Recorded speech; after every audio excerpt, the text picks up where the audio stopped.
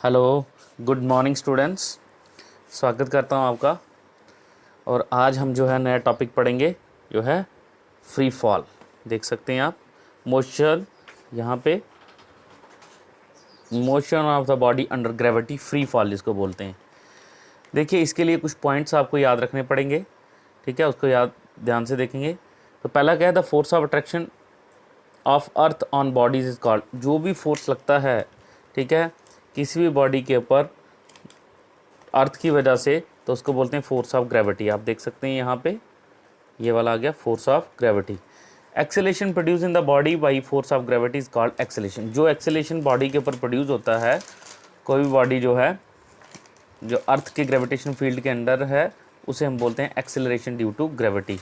तो अगर हम एयर रेजिस्टेंस को नेग्लेक्ट कर दें, ठीक है, और acceleration due to gravity surface of earth की बात करें, ठीक है, तो उसमें क्या होगा कि याद रखिए कि अल्टीट्यूड जो है, हाइट जो होनी चाहिए वो रेडियस ऑफ अर्थ से कम होनी चाहिए। तो तभी हम उसको क्या कहेंगे, बहुत कम होनी चाहिए, तभी कहेंगे हम फ्री फॉल उसमें होता है। तो ओके, इसके लिए कुछ हमें याद रखना है, उसके लिए कुछ हमारे पास पॉइंट याद रखने हैं। तो वो पॉइंट यहाँ से स्टार्ट होते हैं। देखिए,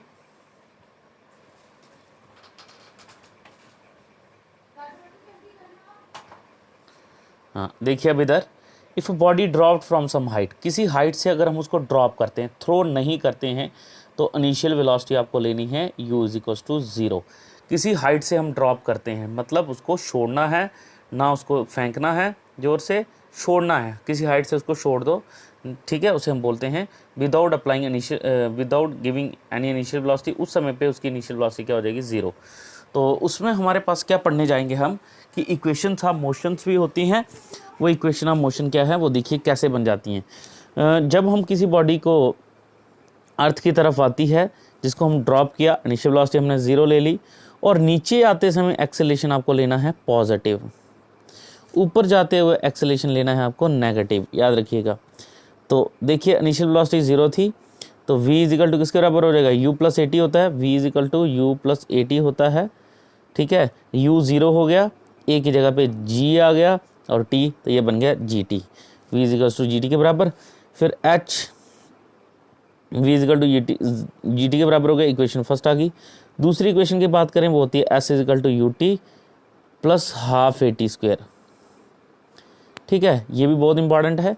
अब इनिशियल वेलोसिटी 0 थी, ड्रॉप किया किसी हाइट से, तो और s की जगह पे हम h लेंगे, क्योंकि जैसे देखिए ये बिल्डिंग है, यहाँ से हम फेंक रहे हैं, इनिशियल वेलोसिटी ड्रॉप कर रहे हैं, फेंक नहीं रहे हैं, ड्रॉप कर रहे हैं, तो s की जगह पे h हो गया। और नीचे की तरफ है, तो क्योंकि आपको पता है ut plus half at square था, a की जगह पे gt स्क्वायर आ गया, ओके। फिर उसके बाद आता है हमारे पास थर्ड इक्वेशन ऑफ मोशन। देखेंगे आप, v square minus u square is equal to 2as होता है। अब यहाँ पे a की जगह पे आ गया g, s की जगह पे आ गया h, और ये तो 0 हो गया, तो v square is equal to किसके बराबर आया, अब देख सकते हैं 2gh के बराबर। और एक चीज़ और यहाँ पे याद रखेंगे, अब इसको, ये v स्क्वायर है, तो v is equal to under root of 2gh भी लिख सकते हैं, तो ये याद रखना है। लेकिन ये था जब बॉडी नीचे की तरफ आती है, ठीक है। जब ऊपर की तरफ जाती है बॉडी, तो उसमें क्या होता है वो देखेंगे कुछ। एंड सेकंड वाला डिस्टेंस मैंने आपको समझा दिया है, ये आपने ले लेना है।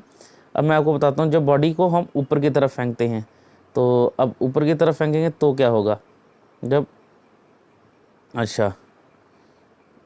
जब बॉडी को नीचे की तरफ फेंकेंगे, ठीक है, projected vertically down with some initial velocity, जब अगर कुछ इनिशियल वेलोसिटी होगी तो ये फार्मूला आ जाएगा, ये आ जाएगा, ये आ जाएगा, इनिशियल वेलोसिटी होगी तो, ठीक है। लेकिन अगर इनिशियल ड्रॉप किया है तो इनिशियल वेलोसिटी 0 होगी।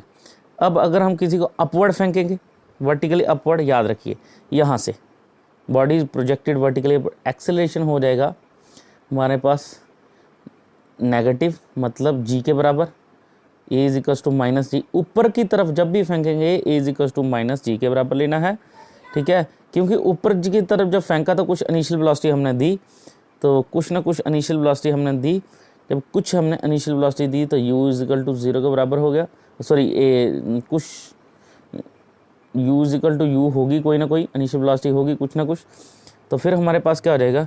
लेकिन याद रखिए, मैक्सिमम हाइट पे पहुंचने के बाद तो फार्मूला तो ये बन जाएंगे, 3 इक्वेशन ऑफ मोशन ये बन जाएंगी। u इज इक्वल्स टू, देखिए v इज इक्वल्स टू, ये v is equals to u plus AT होता है, तो हमारे पास u हो गया और a की जगह पे माइनस g आ गया तो gt हो गया। दूसरा h is equal to u t minus half g t square, v square ये u नहीं है, ये v स्क्र है, तो v square is equals to u square minus 2gh। तो ये याद रखिएगा, ये जनरल आ गया। अब एक बात याद रखनी है कि जब कोई बॉडी मैक्सिमम हाइट अटेन कर लेती है, मैक्सिमम हाइट पे उसकी वेलोसिटी जो फाइनल वेलोसिटी होती है वो 0 हो जाती है, तभी उसके बाद वो बॉडी नीचे आने लग पड़ती है। ठीक है, वो ग्रेविटी के एक्सेलरेशन की वजह से वो नीचे आती है, तो मैक्सिमम हाइट पे जाके फाइनल वेलोसिटी 0 हो जाती है, तो u gt के बराबर हो जाता है, h हाफ gt के स्क्वायर के बराबर, और v square is equal to u square is equal to, क्योंकि v square minus u square होता है 2gh के बराबर, और माइनस 2g है तो ये तो 0 हो गया। अच्छा, माइनस यू स्क्वायर, तो माइनस माइनस माइनस कैंसिल होके आ जाता है हमारे पास u square is equal to 2gh के बराबर। तो ये बात याद रखनी है आपने। ग्राफ के बारे में ऑलरेडी बता दिया, ग्राफ के बारे में